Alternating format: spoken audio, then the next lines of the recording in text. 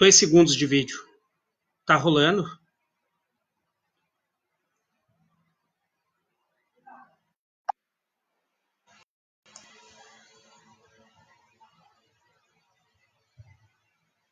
Ok. Tá rolando aí, então? Então eu não sei o que é, cara. Porque eu tô aqui agora. Tá contando como se fosse vídeo ao vivo.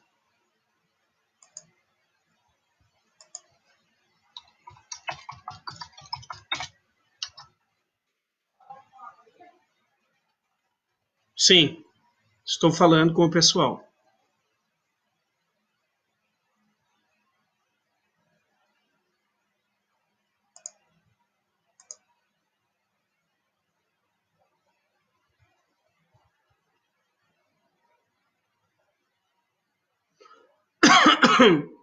Ainda fiquei com tosse, cara.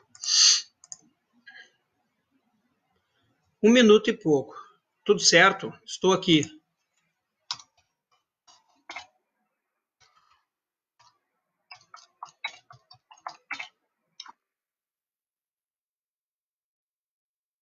Tá rolando. Tudo certo. Beleza. Beleza. Vou fazer propaganda de um livro aqui, ó. Chama O Terror Renegado, da Alessandra Gasparotto. Muito bom para quem quer estudar a ditadura civil e militar no Brasil. Livro excelente, premiado, merecidamente premiado. Vou botar ele aqui na minha estante.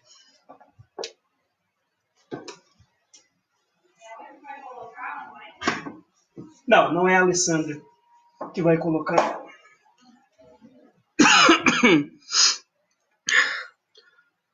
Bem, a gente está esperando aqui o tempo certo para...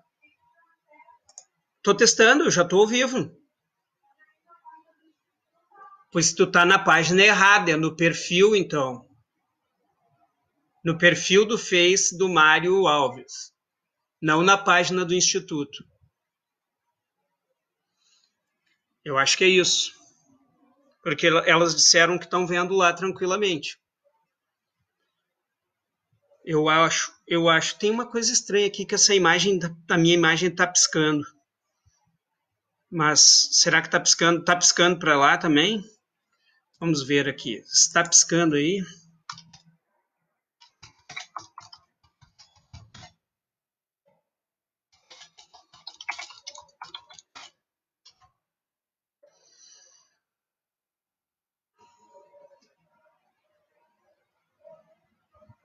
Sim, é no perfil.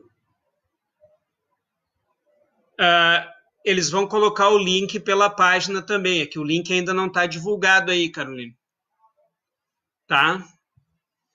Eles vão colocar lá, mas é pelo perfil para ficar mais fácil, que daí era a maneira mais simples de fazer eu conseguir o vídeo.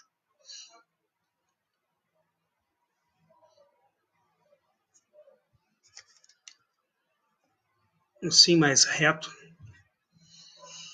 Não pode pôr a mão na boca para falar. A mania que o cara tem de falar com a mão na boca é difícil.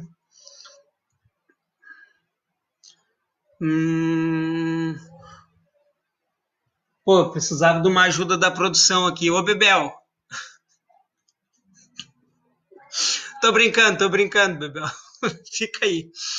Ficar te pedindo para pegar livro aqui para mim é bobagem. Nem vai precisar. Não, não tô, mas não começou ainda. Eles estão só. Eles vão divulgar o vídeo. Tu já tá aparecendo aí? Ah, tá. Então a gente pode começar. Em instantes. Instantes, eu vou aguardar a largada aqui, ó, no cantinho aqui, quando elas me avisarem que eu posso começar a falar, eu começo a falar tipo louco. Normal. Tipo normal, louco. Ok. Tá ok? Quem é que tá batendo porta aí? Tá, então parem, por favor.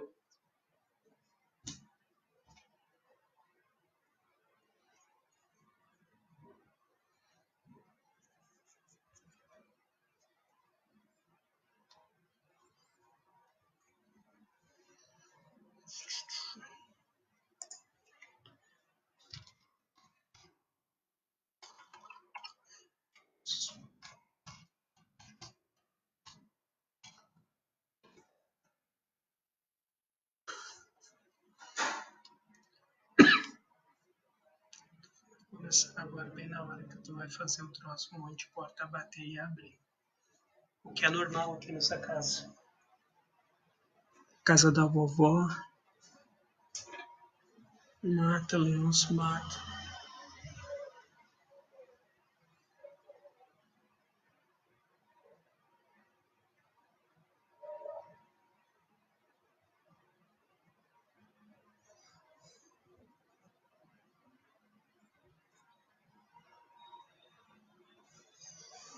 Que eu acompanho ali do lado, 5,50.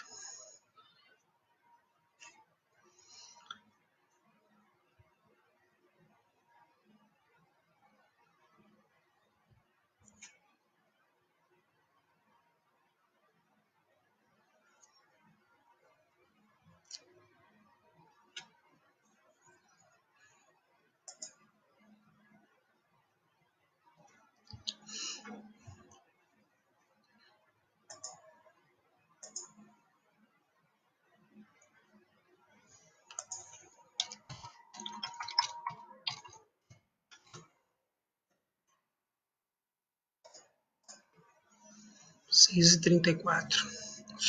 6h34. Todas essas loucuras que a gente está vivendo agora, com esse negócio de ficar encarcerado, né, em quarentena ainda. Difícil o bagulho. Tem que aprender a fazer essas lives aí para falar com os estudantes também ao mesmo tempo. Ó, o Guinter tá me vendo. Beleza, Guinter? Como é que tá aí? Também estão sem aula, né? Estou bem preocupado com as aulas. Essas atividades remotas à distância não são a mesma coisa. Tenho trabalhado muito com filme. Faz uma interpretação, vários roteiros para eles lerem o filme e tenho mandado os links de YouTube, né? Porque é para todo mundo ter acesso, não pode ser filme que eles não têm acesso. É uma alternativa por enquanto, só tem acumulado muito trabalho para corrigir também, que eu tenho que imprimir para corrigir.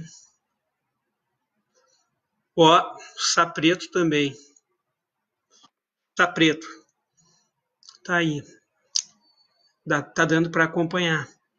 E para escutar, tá tranquilo de escutar? Ou eu tenho que falar mais forte? Deem a luz aí, pessoal. Deem a luz que eu sou um ser das trevas. Essa coisa não serve como espelho, é o contrário do espelho. A câmera é o contrário do espelho. Te torce pro outro lado. Bem. Também a minha saúde ficou meio estranha. Agora voltou a alergia respiratória, eu tô com uma tossezinha bem chata, nariz escorrendo, tosse, mas não tem febre, não é coronavírus ainda. Embora já seja quase da idade do grupo de risco, não é o corona ainda. Tá dando para escutar aí, pessoal? Alguém me diz aí, por favor, aí se escuta. Que eu não tô escutando. Não tem eco. Over the albatross.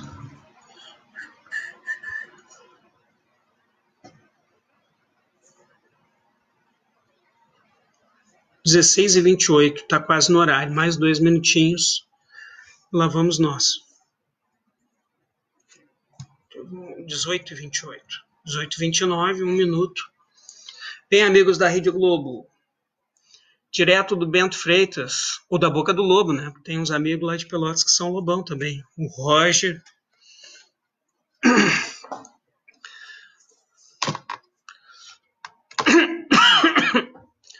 Começar a tossir bem na hora, no horário certo.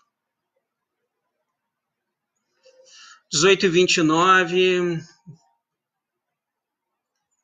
Alguém vai dar a partida ali no cantinho para mim?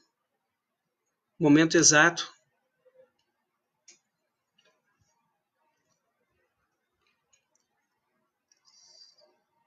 Lavínia Vasconcelos. Ó, a Lala tá aí. Lala em Rio Grande, a Lala carioca em Rio Grande, está lá.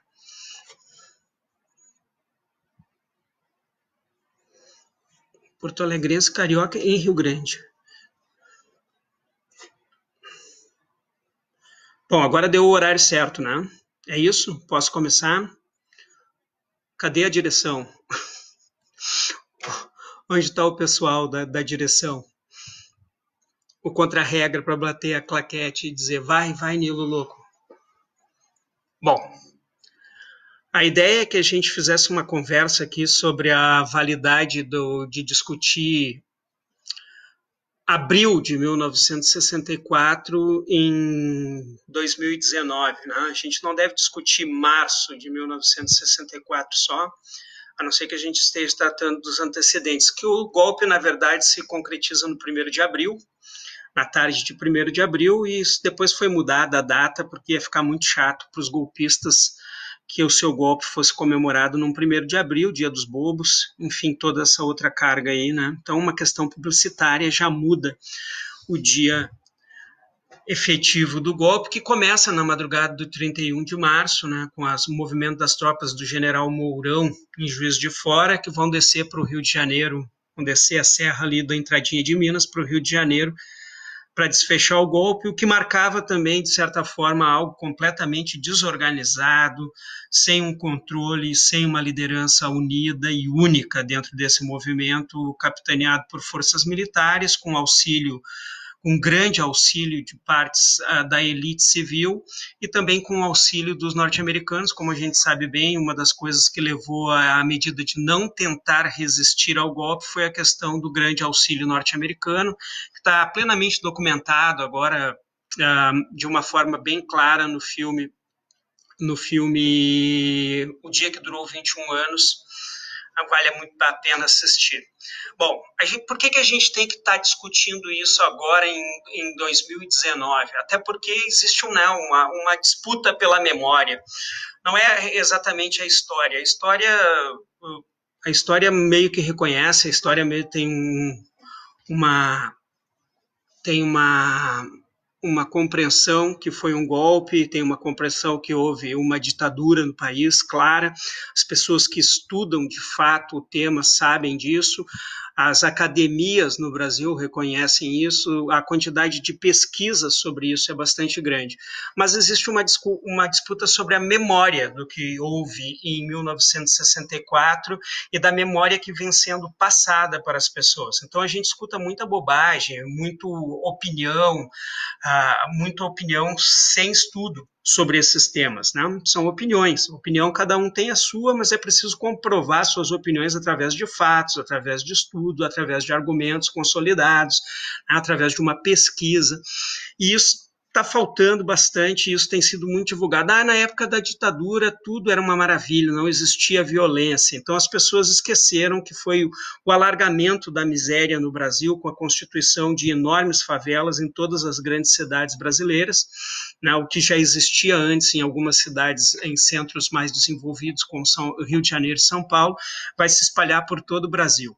A gente escuta também falar, mas foi um período de grande desenvolvimento, houve um milagre econômico, que começa ali a partir de 68 mesmo, quando as coisas estão bem quentes no Brasil e no mundo, né, que houve um milagre econômico. Não houve milagre econômico nenhum.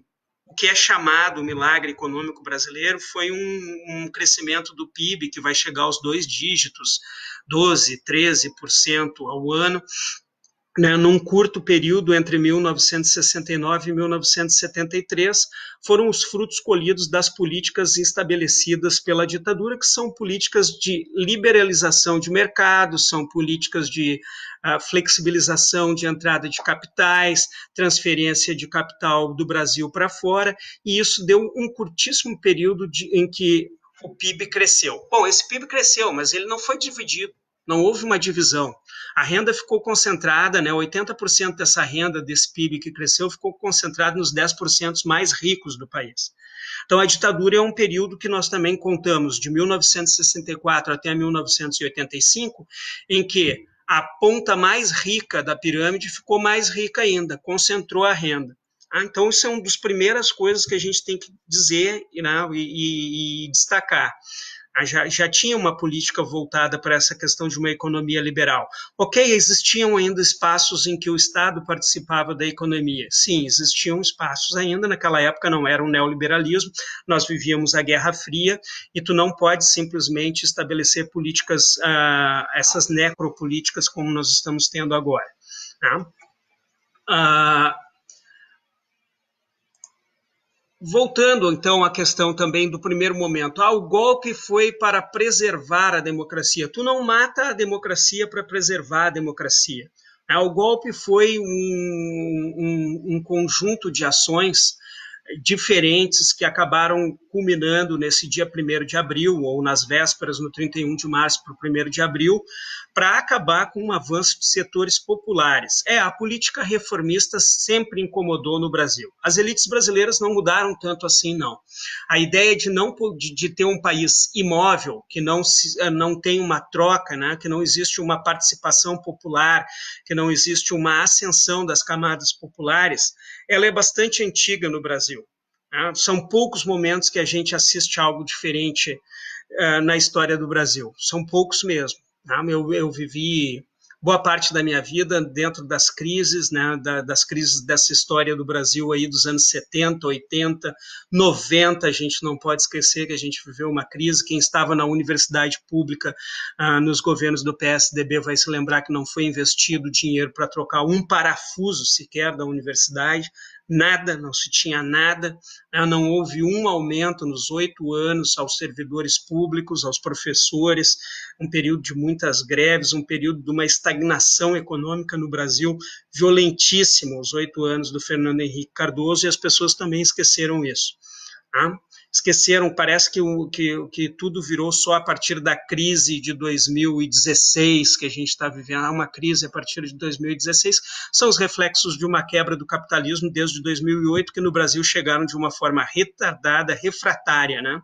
Até porque houve, nesses últimos anos de políticas públicas, ainda que não sejam as ideais, uma redistribuição de renda que gerou um mercado interno consumidor e que nos sustentou e criou um colchão para que essa crise tivesse chegado de uma forma lenta até o Brasil.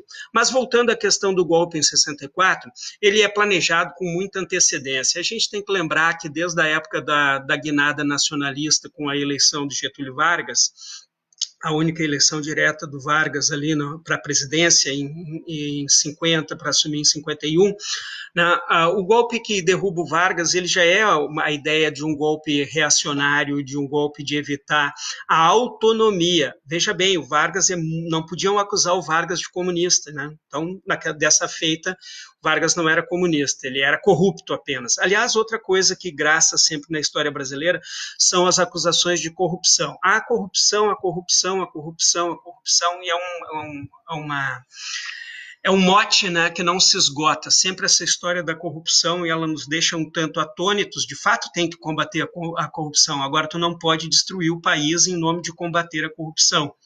Tá? O país não pode ficar órfão dos seus projetos para combater a corrupção, até porque se ele não tiver projeto nenhum, fica mais fácil para a corrupção se instaurar. Bom, esse golpe, então, ele foi ensaiado também no governo Juscelino Kubitschek. Nós temos lá a tentativa de evitar a posse, depois nós temos 2 levantes, Jacareacanga e Aragarças. O Juscelino foi um cara que teve que viver em cima da corda bamba, né? O tempo inteiro que ele esteve na presidência da República, ele era um cara que negociava bem, e ele deu muita abertura também para a entrada do capital estrangeiro. De certa forma, ele contemplou uma parcela desses opositores antinacionalistas, né? A gente sempre ouve falar também muito do anticomunismo, como sendo as políticas norte-americanas anticomunistas. No caso do Brasil, não precisa fazer uma política anticomunista. Embora existisse o Partido Comunista Brasileiro, que estava na ilegalidade, ele não era um partido tão expressivo, nem de tão grande penetração, até por estar na ilegalidade, né? E não tinha uma tradição muito grande ainda, não eram, embora tenha elegido um número razoável de pessoas em 1946, eles foram todos cassados em 47, pelo Dutra ainda. Então o partido não era uma ameaça e nem sequer pregava uma revolução. Era um partido que tentava negociar para se inserir dentro de uma política tradicional, disputar o seu espaço, assim como existia o Partido Comunista na França, o Partido Comunista na Itália, né, em outros lugares da Europa. Então, nunca houve a ameaça comunista no Brasil. Sempre foi uma desculpa para gerar esse golpe, né? E os comunistas não estavam tramando para chegar ao poder no Brasil. A ideia sempre é mais o antinacionalismo e a anti-autonomia. Tá? Criar um estado de dependência permanente desses estados periféricos que podem suprir a metrópole, digamos assim, né? Os Estados Unidos da América do Norte, na época, tinham muitos interesses no Brasil. O Brasil era o maior país da América, com exceção de Canadá e Estados Unidos, então se temia muito pela influência de um Brasil autônomo com políticas reformistas que levassem ainda a uma autonomia maior e podia servir de exemplo para outros lugares. Também devemos lembrar que pairava sobre a América Latina o fantasma da Revolução Cubana, aí todo mundo sonhando em tomar o poder, não necessariamente para se transformar em comunista, mas para garantir justamente a autonomia do país.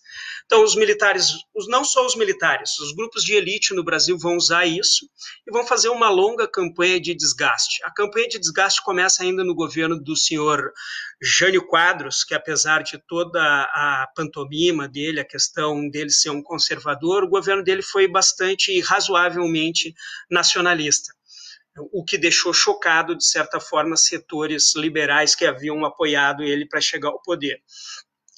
Só que ele tinha anseios de ter um maior controle sobre o Congresso Nacional, e ele tenta dar o autogolpe nele, tenta dar um autogolpe para garantir esses superpoderes e acaba sendo afastado. Isso leva ao cenário de colocar o vice-presidente eleito, o senhor João Belchior Goulart, na presidência da República, como era de fato por lei e por direito. Um presidente eleito, lembrando que a eleição de presidente e vice era uma eleição separada, e tu podia escolher candidatos de chapas diferentes. O João Goulart era o candidato do PTB, e o senhor Jânio Quadros era o candidato da UDN. Na verdade, ele era do PN, eu não me lembro agora o nome do partido certo dele, mas era um partido menor que concorreu junto com a sigla da UDN. Um partido bem pequeno, que acabou desaparecendo ali depois do AI-2. Eu acho que até no AI-2 ele já não era mais um partido expressivo de fato. Bom, essa afastamento e a chegada ao poder do João Goulart vai encontrar muitas barreiras. O PTB voltava ao poder, e isso não era de forma alguma o que as elites que apoiaram o Jânio Quadros queriam. Então vai ser um governo que vai contar com uma oposição total, ele negocia o parlamentarismo, né, para poder assumir. Muita gente critica, diz que ele deveria ter enfrentado e imposto o presidencialismo. Eram contingências da época, e o estilo do João Goulart era um estilo de negociar as coisas, conquistar as coisas pouco a pouco. Então, ele não queria ter uma posição impositiva, nunca quis ser uma pessoa impositiva na política, ao que parece pelas biografias que eu li dele, pelos estudos que eu fiz. De toda forma, o governo dele foi marcado por uma sucessão de crises e pela fabricação de crises, né?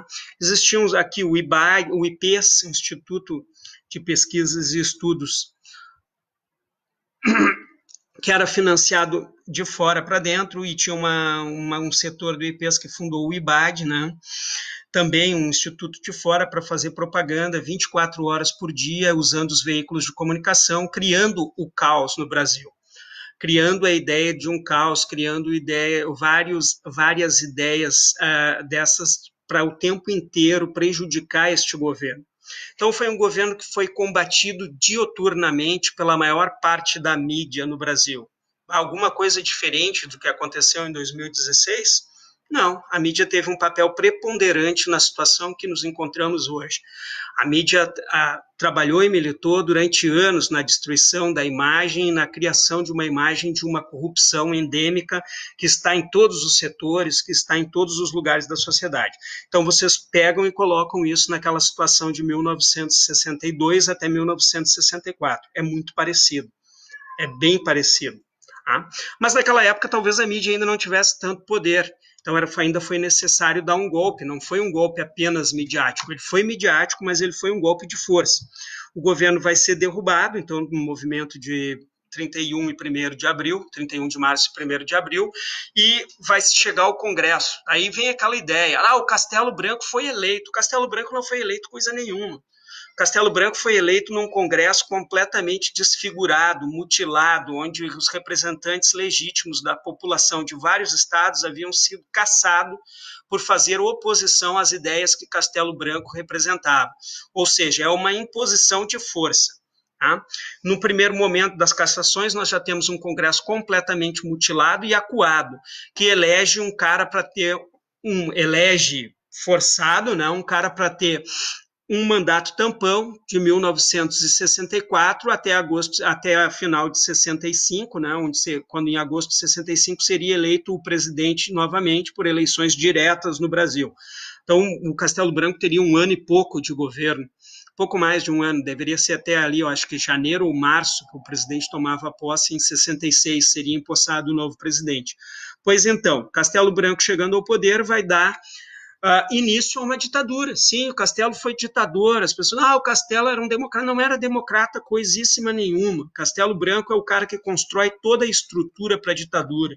E muita gente esquece que o Costa e Silva, que é tido como linha dura, tem o ato mais famoso dele, é o AI-5, né, de dezembro de 68, mas o Castelo criou todos os outros atos anteriores que foram fechando o regime e constituindo, de fato, uma ditadura. O Castelo Branco criou a nova lei de imprensa, que limitava a imprensa, né, criou a nova lei de segurança nacional, mudou a lei de segurança nacional, tornando ela muito mais rigorosa. Ele foi uma pessoa extremamente autoritária, vaidosa e bastante limitada do ponto de vista estratégico internacional. Ele costumava jantar e fazer refeições com Vernon Walters, o adido militar norte-americano, que chegou no Brasil também para ajudar na estrutura do golpe, em 62, para se ter uma ideia assim, da visão estratégica, né, do senhor Castelo Branco. Ele tomou medidas para liberalizar a economia e ele gerou uma grande recessão no Brasil nos primeiros anos de governo. O governo Castelo Branco se torna também extremamente impopular pela recessão que ele gera em 1965, 1966 e 1967, quando aí começa a reagir um pouco para 1968, começar a deslanchar o falso milagre do qual já falamos aqui. Então, esse governo extremamente impopular, num primeiro momento se achava que era um governo tampão, ele vai criar várias medidas, inclusive prorrogar o seu próprio mandato, que deveria acabar em 66, janeiro ou março de 66, e vai ser estendido até março de 1967 com uma prorrogação. Além disso, ele vai ter o AI-2, que muda, extingue os partidos políticos e cria só 2 agremiações, a Arena e MDB, e cada um dos novos atos institucionais que ele cria, são simultâneos com várias cassações. À medida que o governo dele sofre obstáculos no Congresso Nacional, os opositores são cassados pelas mais diferentes acusações. Geralmente é subversivo, é um discurso inapropriado, e daí tu acaba caçando a oposição, tu vai silenciando a oposição. E ele caçava indistintamente, inclusive chegou a caçar gente da Arena também, que fez oposição. Na verdade, ele mostra claro que ele não tolera nenhum tipo de objeção aos seus projetos. Tá? Então, é um governo ditatorial, desde o primeiro general que vai tomar posse lá. E vai seguir. Também acabam as eleições, terminam as eleições diretas no Brasil, né? Se estabelece através de um ato institucional que não vai mais haver eleições diretas para o Brasil. Logo depois vai vir ainda o AI-3, que estabelece também eleições indiretas para governadores e para prefeitos de cidades consideradas áreas de segurança nacional. Além de, são as capitais, são as cidades com entrocamento ferroviário, são as cidades fronteiriças, são as cidades portuárias, são as cidades com grandes guarnições militares, ou seja, quase toda cidade importante do país não elegia o seu prefeito, mostrando claramente que democracia não era o que estava em jogo no Brasil, nem foi para isso que eles deram o golpe. Eles deram o golpe para manter o status, para manter um determinado setor no poder, uma elite. Aliás, eles sempre se consideraram também parte da elite, e talvez eles se considerassem, e ainda hoje, às vezes a gente vê esse reflexo, se consideram os únicos sérios capazes de manter essa elite. Bom, o governo dele termina de uma forma meio abrupta, não abrupta, termina da forma esperada. Ele é derrotado dentro das classes militares mesmo, pelo um setor mais à direita ainda, que chamam linha dura. O setor linha dura, não sei quanto é tão diferente assim quanto é. Talvez no seio desse setor tivesse alguns militares que se acreditavam mais nacionalistas do que o Castelo Branco havia sido, mas nem todos. Alguns projetos que são traçados lá no governo Castelo Branco vão ser mantidos ainda durante toda a ditadura, como, por exemplo, o projeto para a integração do país através das comunicações. E aí nós vamos ter uma profusão de cabos telefônicos, linhas telefônicas sendo estabelecidas, lembrando que essas linhas telefônicas serviam na época também para transmitir televisão ao vivo para um país continental como o Brasil. A ideia e o medo deles é que o país se fragmentasse. Brasil muito grande, com muitas diferenças regionais, poderia ser fragmentado em vários países. Então, vamos fazer esse projeto. O projeto foi criado no governo Castelo Branco, foi mantido no governo Costa e Silva e foi continuado nos outros governos até o final, até o João Batista de Oliveira Figueiredo. Não houve mudanças nesse projeto, apesar deles serem, digamos assim, linhas contrárias dentro do regime ou linhas divergentes dentro do regime. Esse governo Costa e Silva, que vai começar em março de 1967, já recebe o país com uma nova Constituição que foi promulgada depois da convocação pelo AI-4. Ela foi promulgada também em março de 67 e ela já concentrava muito mais poderes nas mãos do ditador. Ela já dava poderes excessivos ao executivo.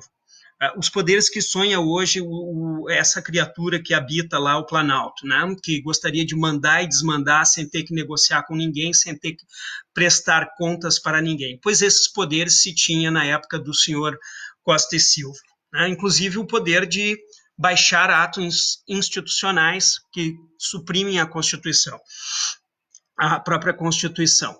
Bom, o senhor Costa e Silva chega ao poder com uma propaganda de humanizar a revolução, porque eles chamavam de revolução, a redentora, que não libertou ninguém, não trouxe a liberdade, trouxe sim a opressão, trouxe sim o autoritarismo para o cotidiano dos brasileiros. Tá?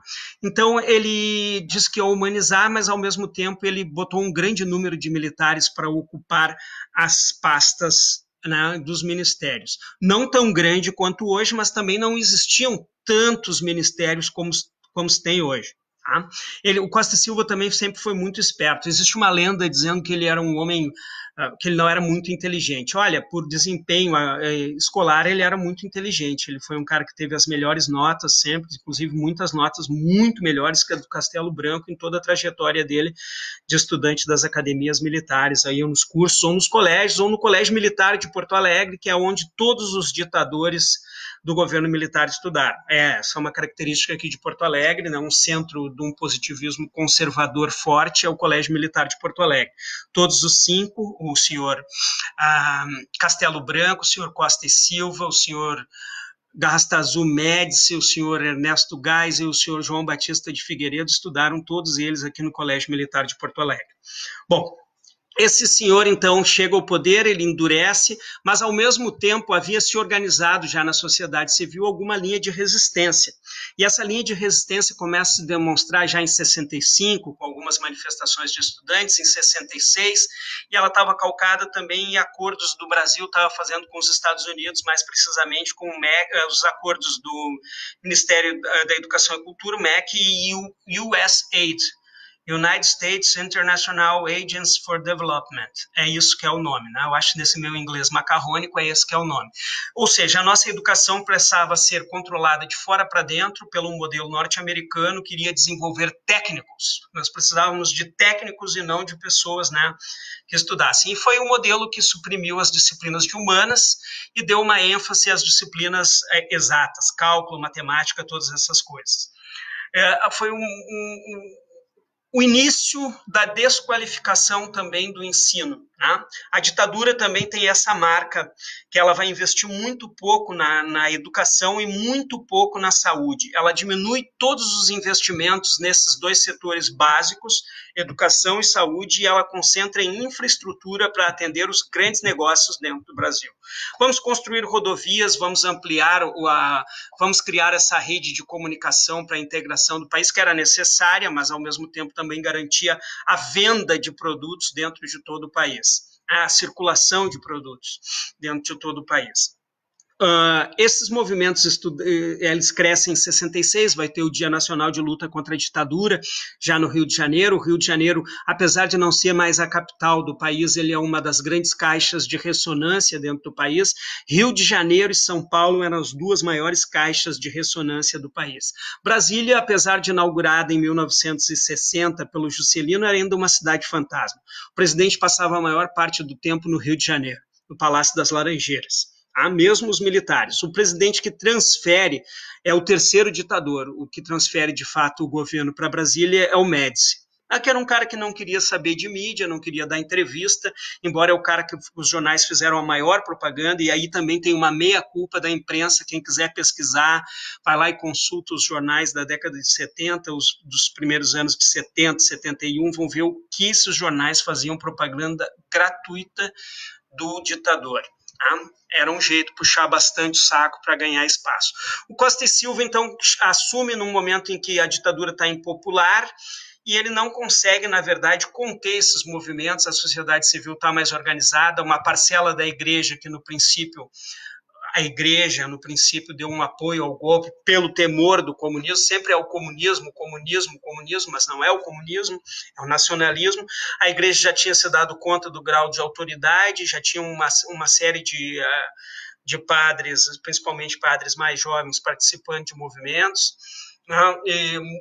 reivindicando liberdade, defendendo direitos humanos. Também outro mito, que não houve tortura. Houve tortura desde o primeiro momento do golpe.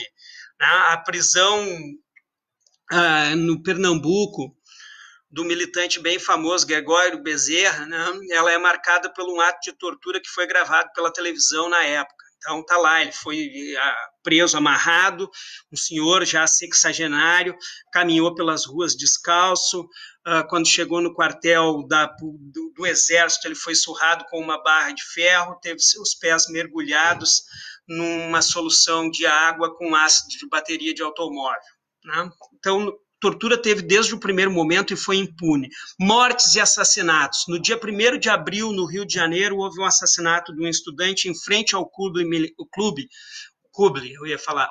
militar, esse que se manifesta sempre com posições extremamente conservadoras, e esse assassinato foi gravado. Ele foi transmitido mais tarde num jornal chamado... Agora eu me esqueci o nome do jornal. O Jornal de Vanguarda.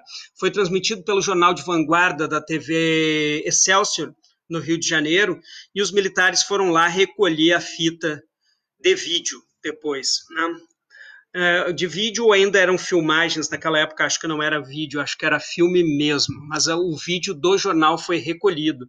Inclusive foi o militar que matou o menino, foi lá recolher a fita. Então não houve, foi impune, foram crimes desde o primeiro momento e todos eles impunes para justificar.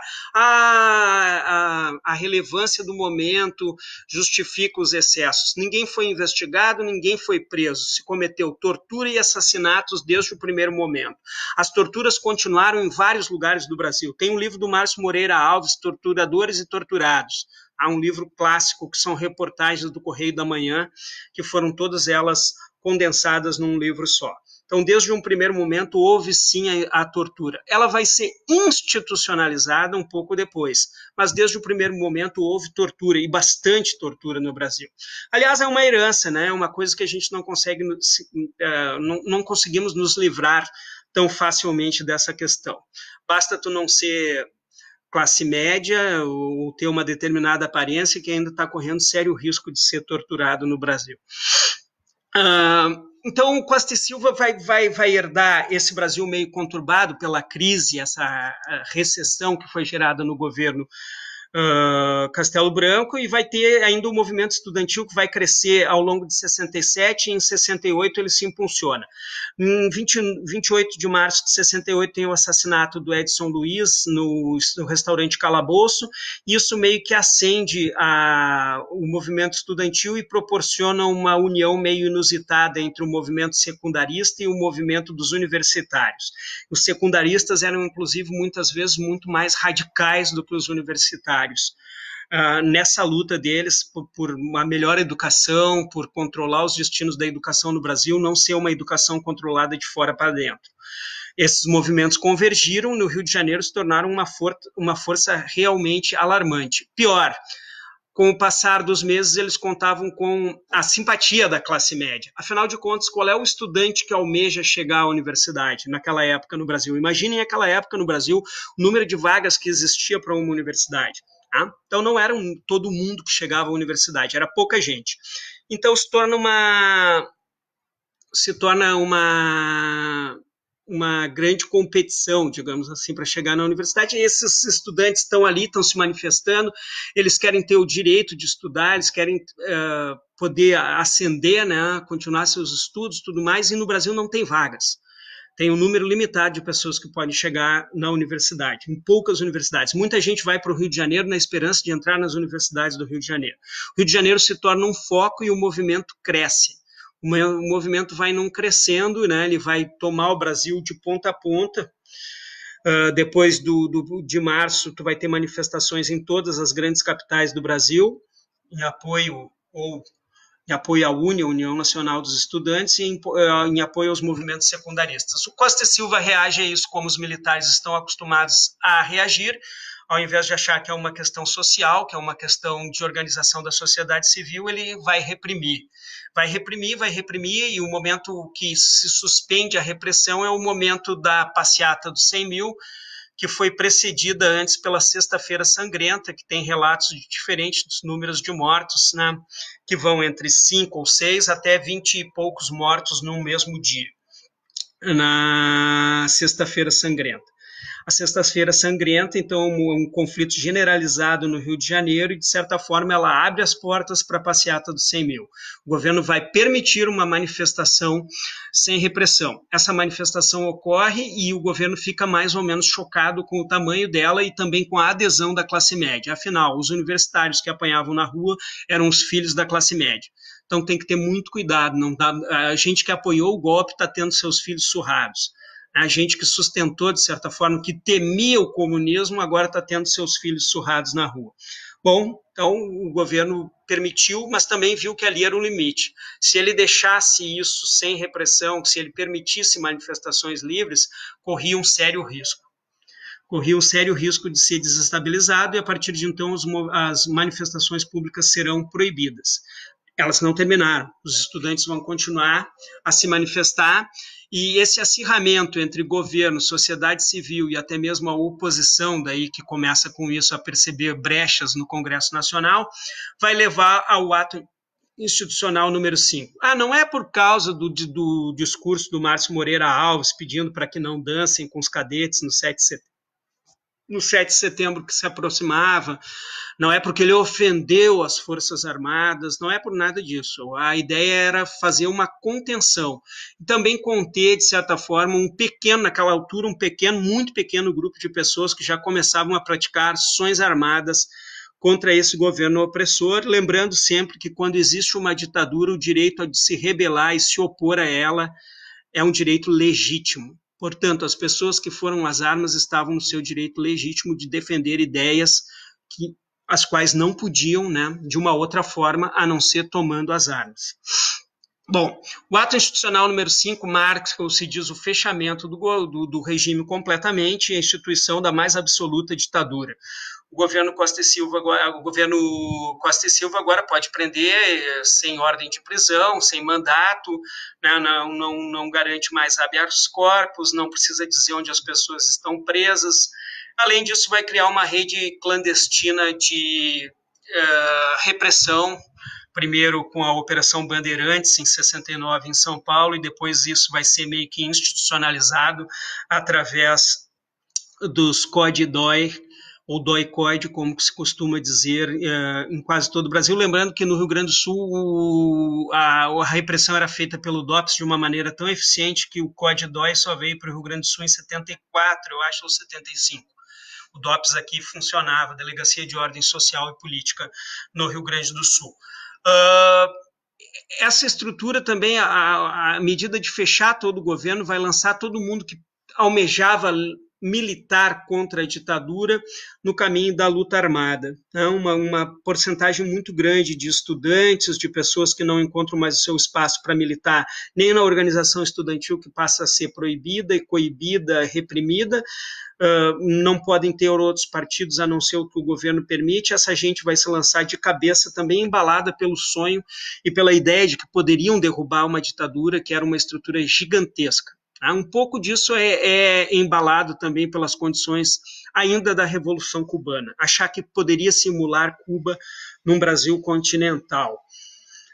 Não dá para a gente julgar assim, dizer as pessoas eram malucas. Não, as pessoas estavam vivendo aquele momento e aquela realidade. Elas estavam se sentindo de tal forma oprimidas, reprimidas, sem alternativa, sem vislumbrar uma luz no fim do poço, que elas procuravam cavar para abrir para conseguir uma luz, e isso às vezes foi através até mesmo da luta armada, que mostrou também no Brasil, no final das contas, uma tragédia, principalmente quanto à eliminação de futuras lideranças brasileiras através da repressão nesse período. O governo vai criar um aparato gigantesco. O Costa e Silva não tinha uma saúde muito boa, ele acaba falecendo, primeiro ele tem um AVC em setembro de 1969, antes de completar um ano do AI-5, e ele vai ser, digamos assim, escanteado pelos seus pares, que daí mudam a Constituição que eles mesmos haviam promulgado, ou seja, eles dão um novo golpe, porque deveria assumir o vice-presidente, que era Pedro Aleixo, um civil, um homem de direita, um homem conservador, mas a única pessoa que votou contra o AI-5 em dezembro de 68, por isso não era da confiança das alas mais radicais. Bom, o Pedro Aleixo não vai assumir, vai se dar um novo golpe e daí vai se fazer uma eleição. Olhem o que eu estou dizendo, não é uma eleição que tu vai convocar o povo, não é uma eleição livre no Congresso Nacional, que era a lei que eles faziam. Vai se consultar as tropas, vai se consultar os exércitos, a marinha e a aeronáutica. E o candidato mais votado foi, na verdade, Albuquerque Lima, que era um cara de uma linha extremamente nacionalista, apesar de ser anticomunista ferrenho. Tem um relato do encontro dele que ele queria um encontro com Marighella no livro Combate nas Trevas nas edições mais recentes. Na primeira edição não tinha. Tem que ter uma edição mais recente no livro de Jacob Goender. Ele tentou mais tarde ainda, em 69, ele tentou se encontrar com o Marighella para propor uma oposição ao governo do Médici, porque o Albuquerque Lima ganhou entre os soldados, mas não levou. Eles criaram daí um obstáculo que era o seguinte, tinha que ter a 4ª estrela, e o Albuquerque Lima era um general de 3 estrelas, não levou. Isso mais tarde também vai criar uma confusão, porque o Figueiredo vai ter que pegar uma carona que eles dizem é ser promovido fora do tempo para ter as 4 estrelas para poder ser presidente, ou seja, ser promovido antes de outros militares que estão na fila para serem promovidos. Eles dão golpe neles mesmos também. Então vai ser eleito o Médici, que é o cara que vai ter pouquíssimos pronunciamentos públicos. Ele disse, vou dar minha primeira coletiva e minha última coletiva, que vai ser a fase mais dura do governo, mas a estrutura da fase dura já estava praticamente toda ela montada. Vai ser a fase de repressão dos grupos que tentaram uma luta armada e vai ser o governo que vai surfar o falso milagre com uma propaganda ufanista gigantesca em rádio, televisão, cinema, jornais, uma ampla cobertura midiática fazendo propaganda e ufanismo do Brasil, negando que aqui houvesse tortura, negando que aqui houvesse maus tratos e dizendo que no Brasil se respeitava direitos humanos quando todo mundo sabia que não se respeitava. Uma ditadura ferrenha, muito dura no período Médici, contou com alguns êxitos também, como, por exemplo, o tricampeonato do Brasil na Copa do Mundo em 1970, contou ali com Emerson Fittipaldi, campeão de Fórmula 1 também, tudo isso virou ufanismo na época no Brasil. O Brasil ame ou deixo, vai ser criado. Se tu não está satisfeito, vai-te embora. Não, eu não estou satisfeito e eu vou ficar aqui para encher o saco de quem está fazendo porcaria, para mudar isso daqui. Vamos fazer um país diferente. Agora é a hora da gente concentrar as forças para depois poder se mobilizar. Quando passar essa quarentena, quando nós tivermos sobrevivido ao vírus, nós vamos acabar com os vermes. E vai ser em seguida isso. O Médici, então, é um governo que é muito festejado, mas é um governo que quebra em 1973 com a primeira crise internacional do petróleo. A guerra do Yom Kippur, na virada do ano, né, vai fazer com que os árabes se juntem e majorem os preços do petróleo. O Brasil comprava muito petróleo barato, e agora o petróleo está muito caro e dependia desse petróleo para tocar o seu desenvolvimento. 50% do PIB, ou menos de 50%, compravam todo o petróleo que o Brasil precisava. A partir de 1973, no final de 73, nem 100% do PIB comprariam o...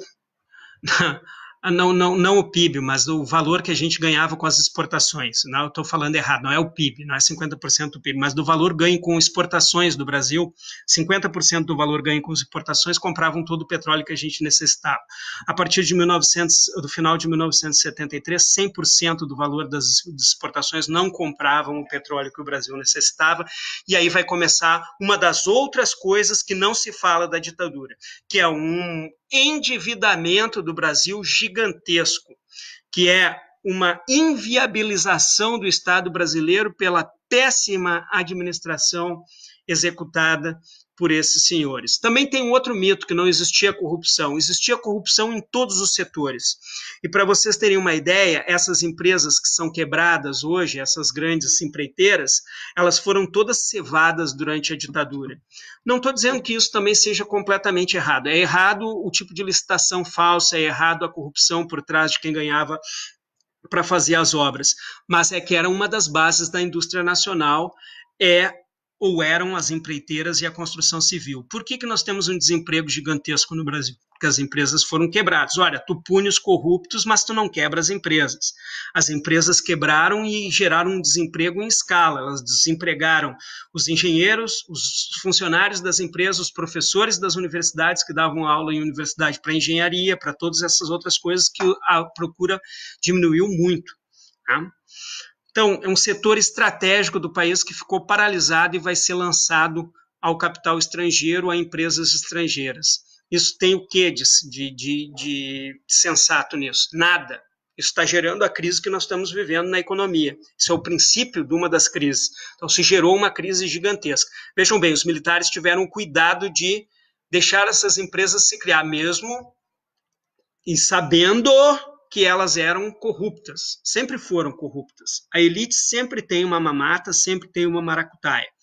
Tem um livro muito interessante chamado Estranhas Catedrais. Vocês podem dar uma conferida nisso para saber como isso já vem de longe. Agora eu não estou lembrado aqui do nome do autor. Eu deveria ter pego o livro antes e posto aqui em cima.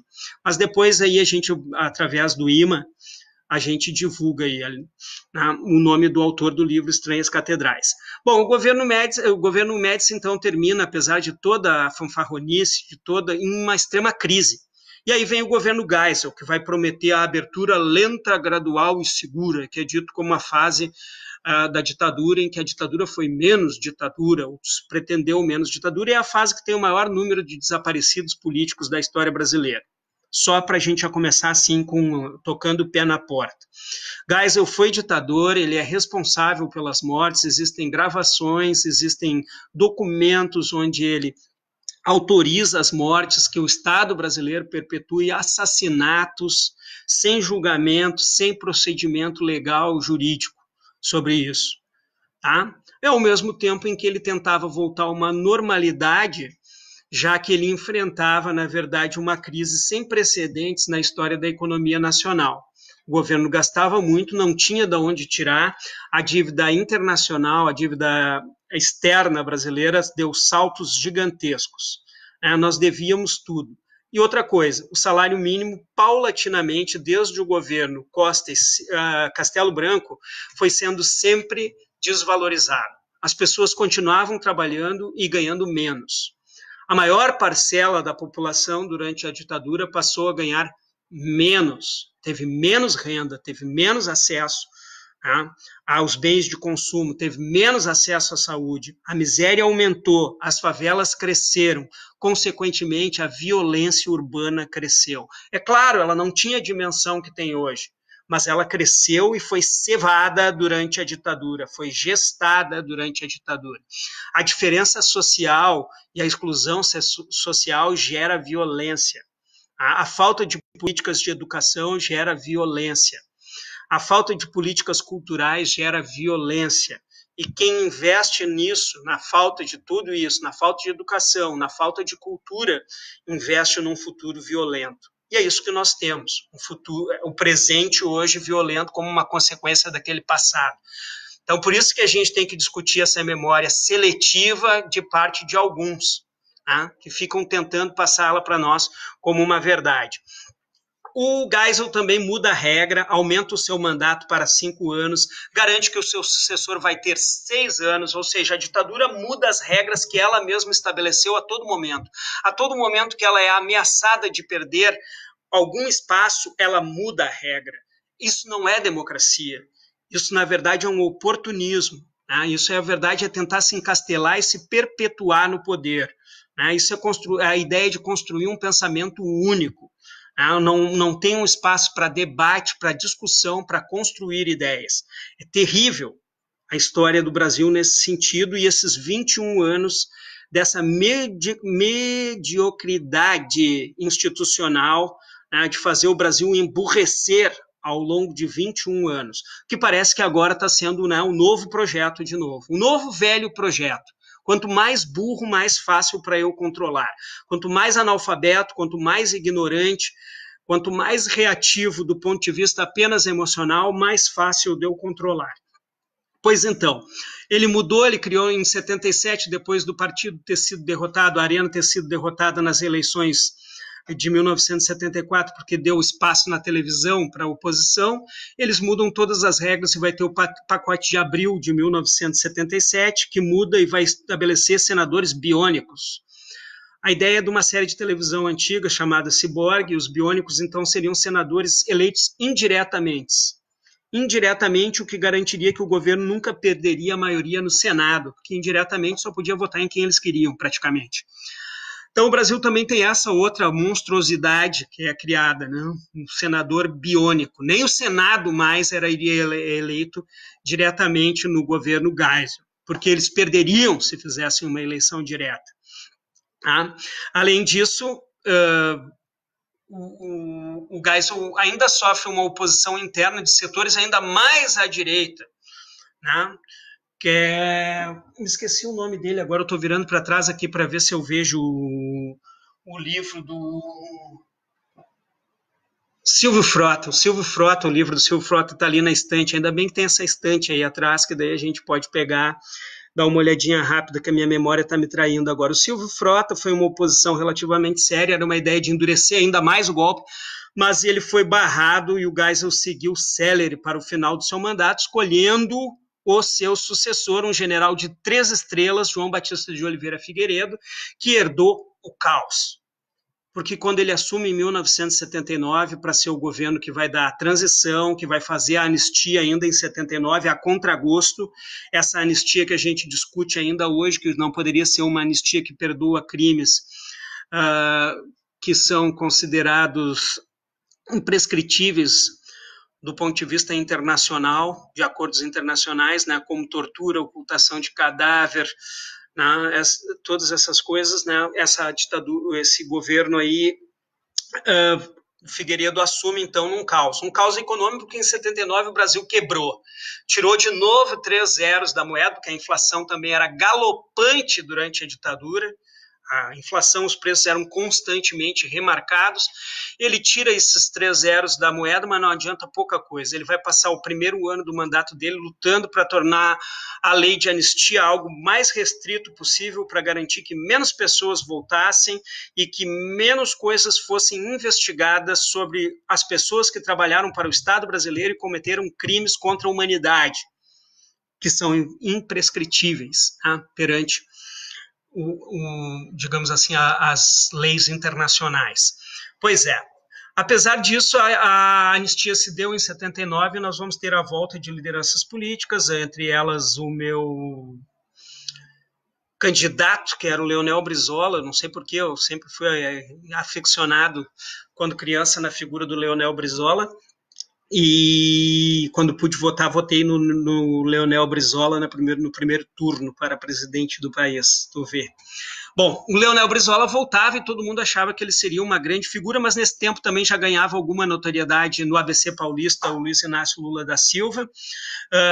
Já começava a se articular, a sociedade civil começou a reagir mais forte com a anistia, começou a haver uma série de protestos, daí já podendo. Eu me lembro também que em 1979 eu estava no 5º ano primário, e houve a primeira greve de professores do estado do Rio Grande do Sul, uma greve gigantesca, né? Uma greve que eu lembro bem, e depois dali houve várias greves, né? O direito de greve foi reconquistado, os trabalhadores passaram a reivindicar seus direitos novamente no Brasil, que antes era considerado crime de segurança nacional, todo mundo acabava preso, agora passava a acontecer novamente. O Brasil quebra de novo em 1983 e literalmente tem que chegar um avião de dinheiro dos Estados Unidos, então se esquece disso, que a ditadura era algo completamente falido. Era um governo falido, que não tinha dinheiro. 1983 e 1984 são marcados por saques em supermercados nas metrópoles brasileiras. São Paulo, Rio de Janeiro, Brasília, no norte do país, em vários lugares, nordeste brasileiro, vários com saques. Acho que até aqui em Porto Alegre, senão eu acho que o Hélio esses dias estava me mandando umas imagens, houve saques também. Era uma pobreza, uma falta de emprego, era o caos. Além disso, uma inflação que comia todo o teu salário. É isso que eles estão celebrando, sem ter liberdade, sem ter democracia. Tá? Eles mataram a democracia dizendo que protegeriam a democracia. E agora querem nos vender que naquela época foi bom. Aquela que não ter liberdade foi algo bom. Que não ter a liberdade era melhor. É melhor ter alguém que pensa por ti, que toma as decisões por ti. Se for um selenterado, tipo esse que está no poder agora, como é que a gente vai estar tranquilo? A responsabilidade é nossa. Nós não podemos nos omitir de tentar controlar o rumo do país. O povo tem que estar presente, a população tem que se armar e tem que estar presente, se armar no sentido de se instrumentalizar, de conhecer a história e de ter essa disputa pela memória que está em jogo, essa memória seletiva, essa memória escolhida. Vamos editar, então, eu só vou botar os melhores momentos da ditadura. Tudo era bonito. Sim, na propaganda tudo é bonito. Na propaganda tudo é bonito. Agora, todos os investimentos que foram tirados em saúde, em educação, em cultura, eles refletiram. Eles refletiram no Brasil pós-ditadura. E os anos de 1985 até 1989, quando nós vamos ter a primeira eleição direta, eles são quase que uma continuidade dessa ditadura. Lembrem-se que José Sarney foi, na verdade, presidente da Arena e depois do PDS, os partidos do governo, os partidos dos militares, até 6 meses antes de passar para o PMDB, partido mais fisiológico do Brasil, e concorrer na chapa junto com o senhor Tancredo de Almeida Neves à presidência da República, eleita indiretamente no Congresso Nacional, pelo colégio eleitoral, mas mesmo assim já contrariando os militares, porque o candidato mais conservador era Paulo Maluf, que foi derrotado. Mas daí jogou um monte de esperança sobre o Tancredo, Na verdade, Tancredo faria um governo bastante conservador. Os anos do Sarney vão ser os anos de uma crise constante. A herança deixada pela ditadura é o caos social, econômico e político. A herança da ditadura ela foi vivida cotidianamente por quem estava lá naquela época. É só lembrar dos índices de inflação no Brasil. Se a gente lembrar os índices de inflação, nós beiramos a hiperinflação no Brasil, do período. Isso era tudo herança. e nada se fala disso. Também a explosão da violência nos grandes centros urbanos. A miséria acumulada, né, gerou isso. A miséria acumulada gerou a explosão dessa violência. A falta de investimento. Bom, eu acho que eu extrapolei o tempo, mas eu acho que eu cheguei a abordar alguns dos aspectos dos quais a gente deve lembrar a ditadura. Né? O fato da ditadura não ser lembrada por dizer, naquela época tinha segurança. Não tinha segurança, tinha uma repressão mega violenta e a população estava menos concentrada. Também tem que lembrar outra coisa, que o êxodo rural foi uma característica marcada em toda a ditadura, que as populações urbanas aumentaram muito durante a ditadura. Não, vai ser durante a ditadura civil-militar brasileira que nós vamos ter a maioria da população do Brasil vivendo em grandes centros urbanos, que até então não era essa a realidade do Brasil. A maioria da população vivia ainda no interior. A partir dessa concentração da ditadura também vai estar montado, né, todo esse cenário para ter os maiores e mais diversos problemas nos grandes centros urbanos. Então, nós não temos nada para comemorar da ditadura militar, civil-militar brasileira. Né? Nós não temos nada do Estado de Segurança Nacional. Nós não temos nada para comemorar disso. Quem estudou naquela época sabe também o quanto os colégios, quem fez cursos técnicos, os ditos cursos técnicos, eu fiz um curso no Colégio Cândido José de Godói chamado Auxiliar de Escritório, que aprendia, não tinha história, não tinha geografia, não tinha nada, mas tinha moral e cívica. Tinha moral e cívica para estudar as datas cívicas do país, mas tu não estudava história, tu não estudava geografia. Tá? A ideia era te deixar uma pessoa que não pode debater o teu presente armado com os fatos do passado. A ideia era produzir essa memória seletiva. Pessoas que não discutem história, pessoas que não sabem história. Lembrando também que foi a ditadura que suprimiu dos currículos escolares as disciplinas de filosofia e sociologia. A maior parte das escolas não tinham mais filosofia e sociologia. Tinha moral e cívica e o SPB. Orientação social, o SPB, estudos, o SPB. Duas disciplinas que não diziam nada, que eram quase como disciplinas chapa branca, assim, fazer propaganda do governo, fazer propaganda dos grandes vultos históricos do país e não discutir o país, não discutir os problemas, não discutir a história, não discutir as nossas heranças, como a escravidão, que gera uma diferença social gigantesca, né? Não discutir essas coisas que deveriam ser o cerne, não discutir agora coisas que são mais importantes, que tem se discutido agora também, que tenta se proibir, não discutir gênero, não discutir nada disso. Não discutir, afinal, as coisas que são importantes serem discutidas para tornar a sociedade menos desigual. Não tem como a gente continuar vivendo pautado só na desigualdade. O projeto que está aí é o projeto neoliberal, necropolítica. Vamos morrer, vamos matar os velhos, vamos matar os pobres, né? Vamos matar quem não produz, vamos matar quem não produz determinado tipo de bem. Qual é o determinado tipo de bem? Cultura não é o bem, educação não é um bem, né? Temos que relativizar isso, temos que discutir isso todos os dias. E, passada a pandemia, temos que nos mobilizar.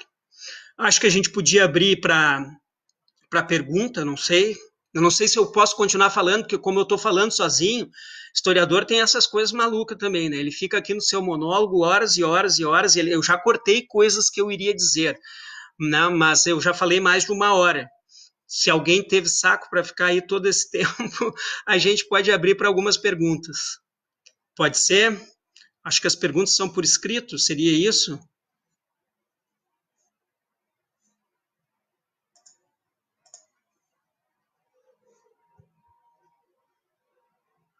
Aqui estou olhando. Vamos ver. As perguntas estão aqui. Tu não consegue botar na página do imã, Alessandra? Eu estou olhando aqui, tu pegou as perguntas, mas daí é que eu tenho que mudar. Bom, se não corta, é que eu tenho que mudar aqui, eu tenho que olhar no meu perfil. Nilo, peguei algumas perguntas e considerações ao longo da live.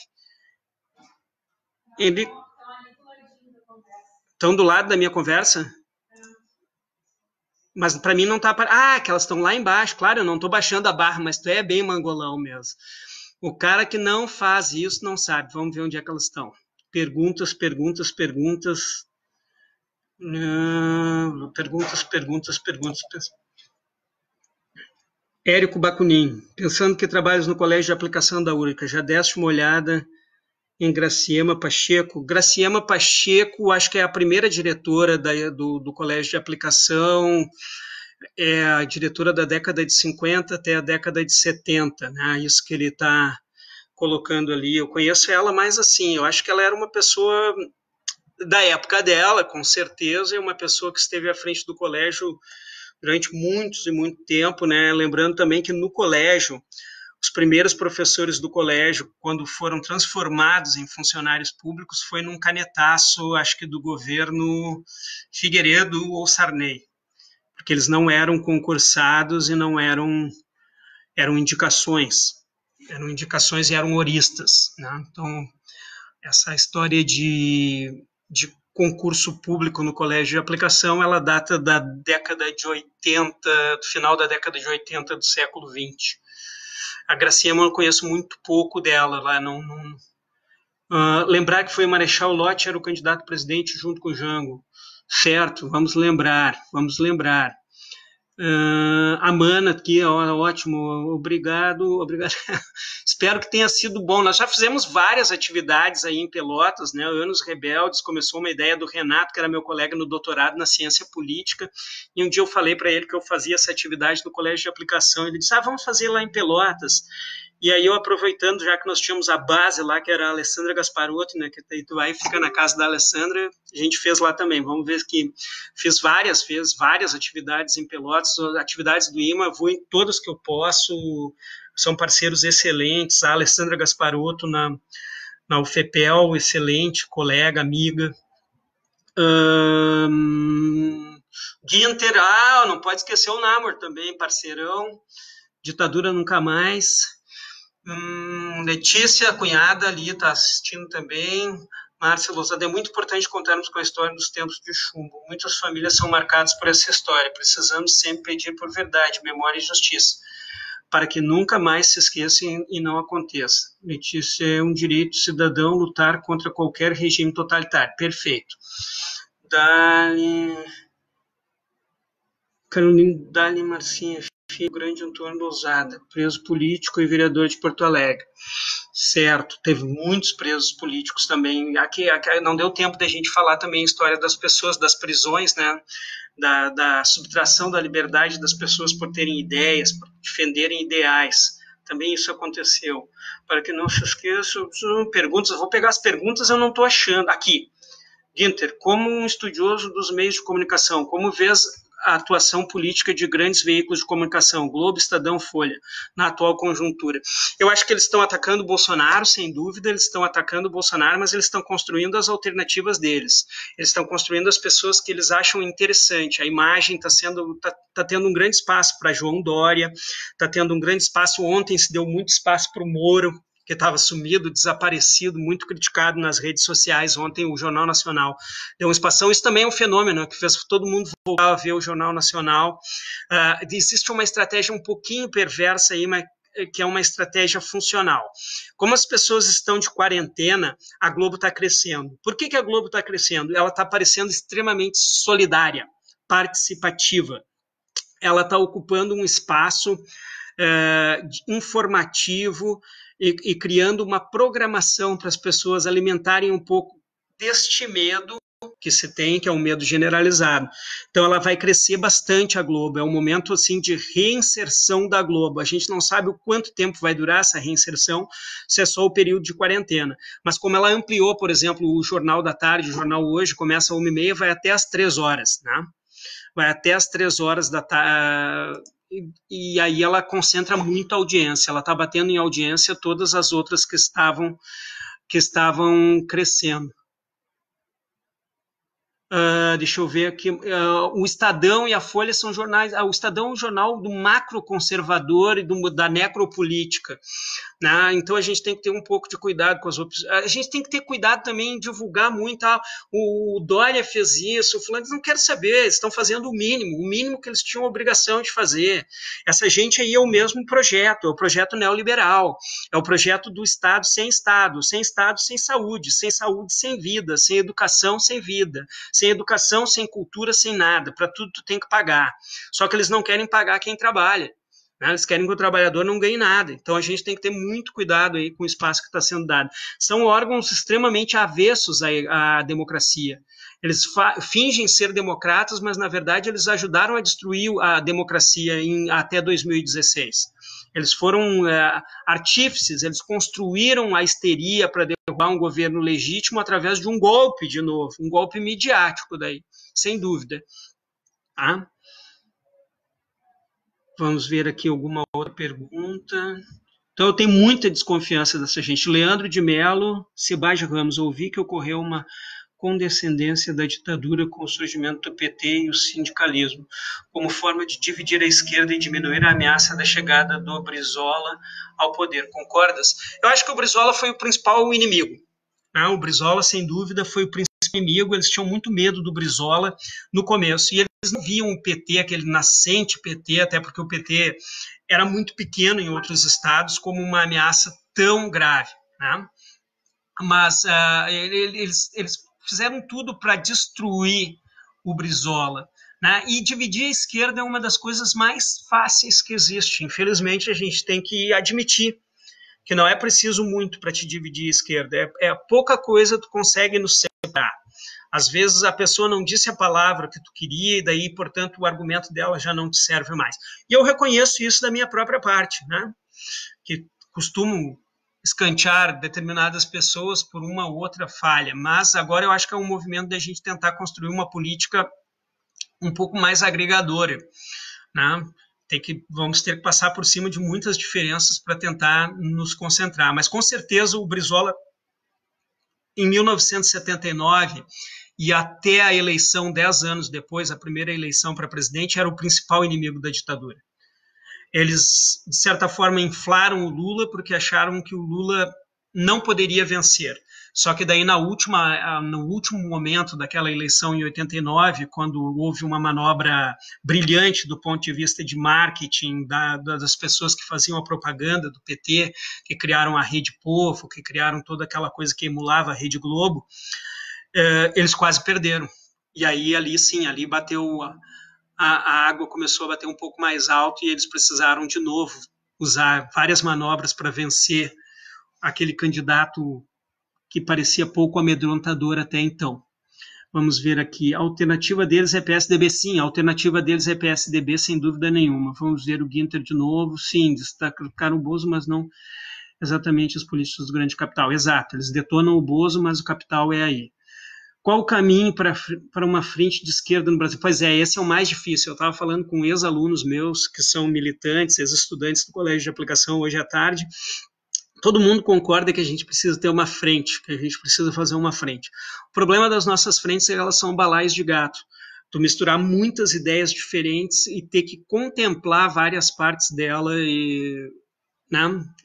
Nosso sectarismo da esquerda tem que ser vencido. Eu acho que a gente pode pensar nesse período de quarentena com algumas alternativas, mas eu acho que tem que ter bastante mobilização. Eu acho que uma das alternativas é mobilização. E eu acho que fazer jornadas, cursos, atividades de rua, né? Tentar uma aproximação meio cultural também. Eu acho que a esquerda tem que retomar um pouco dessa face cultural. Eu me lembro que em 1989 tinha uma coisa bastante cultural, naquela ideia de tentar eleger, ainda que fosse o Lula, que não se achava tão preparado naquela época, né? Eu me lembro que tinha uma coisa bastante cultural. Acho que a gente tem que tentar retomar isso, né? Acho que também... E a mobilização, que agora é impossível por causa do corona, mas a mobilização. Sem mobilização, nós não temos como vencer. Mobilização em todos os setores, mobilização nas mídias eletrônicas, mas mobilização real, mobilização nas ruas. José Carlos Ferrari Júnior, Zé Galinha, grande parceiro de aplicação e de futebol. Vamos ver aqui. Você acha que por não termos passado a limpo a ditadura no Brasil, não punido, essa galera faz com que o brasileiro relativize o tema? Sim. Olha, o Chile e a galera não aceitou o Felipão lá porque elogiou o Pinochet. Na Argentina também, a galera vai para o pau, ou seja, tiveram a punição. Aqui acha que isso pesa, sim, pesa, Luiz. Pesa, sim. Pesa. Um professor de geografia, grande professor de geografia. Pesa bastante, mas também são circunstâncias meio diferentes. A nossa ditadura, ela foi terrível, mas ela tem uma questão bastante, como pode dizer, sofisticada, que os meios de comunicação aqui tiveram um papel muito perverso no mascaramento dessa ditadura. E os meios de comunicação aqui criaram uma falsa ilusão e, ao mesmo tempo, também deram acesso a um lazer. A gente tem que dizer a verdade. A prosperação das redes de televisão no Brasil deu acesso a muitas camadas a um lazer que era relativamente barato e durante muito tempo foi o maior lazer no Brasil, que era a televisão. Então, e também servia para disfarçar políticas, né? E também a gente tem que falar, não é a ideia simples uma conta matemática. Na Argentina mataram, desapareceram não sei quantos mil, 30 mil, 40 mil, no Chile 5 mil, 20 mil, e no Brasil nós temos, sei lá, 500 desaparecidos, mais os povos originários que foram mortos, um número bastante grande, ao que parece agora, mais o número de pessoas que foi torturadas e tudo mais. Não, é que o Brasil também tem uma transição negociada e muito lenta. Você tem que lembrar, assim, se a ideia é o regime começa em 64, em 74 ele está começando a planejar abrir. Então, é uma abertura muito lenta, muito planejada. Muita gente, houve também queima de arquivo, né? Setores que poderiam incriminar a ditadura, como o próprio Fleury, acabam morrendo em 79, o Fleury morreu. Então, e a lei de anistia que foi aprovada aqui também garante para essa gente uma impunidade. O tipo de lei de anistia que foi aprovado no Brasil, que era o que se conseguiu na época, garantiu para essa gente uma impunidade. Mas pesa, sim. Pesa o fato de ninguém ter sido punido no Brasil por crimes contra a humanidade, inclusive, né? Ajudaram a chocar o ovo da serpente. Sim, eu vou começar a dar que eu curti aqui, que daí eu já sei que eu li. Sou baiana, de Centro-Sé, conterrânea de Mário Alves. Parabéns pela aula, que você acha que é fundamental para afastar a possibilidade, agora eu estraguei, a possibilidade de uma intervenção militar. Olha, eu não sei se vai ter uma intervenção militar, não sei se eles estão dispostos, não sei se eles têm capacidade e não sei como isso seria visto num cenário internacional. Se for uma intervenção militar agora, é só para ser gendarme dos Estados Unidos. O Brasil não tem condições nem de dar um golpe no próprio Brasil, um golpe militar. Ele precisaria de um aval total dos Estados Unidos e não sei como os Estados Unidos ficariam perante o resto do mundo fazendo isso. Então, de certa forma, a gente tem que resistir através da organização da sociedade civil. Nós, professores, os grupos como o Instituto Mário Alves, né, vamos nos organizar, vamos nos promover, vamos tentar fazer uma frente. Não vou dizer para tudo isso que está aí, que parece o Bozo falando, que é ridículo, mas para esse inferno que está aí, né, para esse quadro que está aí. Luana Lederman, durante a tua fala, tu comentou a relação da ditadura com o movimento estudantil. Queria saber se tu pode comentar um pouco sobre como a ditadura se portou com relação aos movimentos sociais de classes baixas, como, por exemplo, a associação de bairro, periferia, etc. Não sei tanto, eu li pouca coisa sobre isso, mas, em geral, qualquer coisa que falasse em organização civil não era bem vista. Não podia ter grêmio estudantil, não podia ter essas associações de bairro. Eu fazia parte de uma no bairro que eu morava, e eu me lembro que o cara que coordenava a sede, que nós chamávamos era um sargento do exército.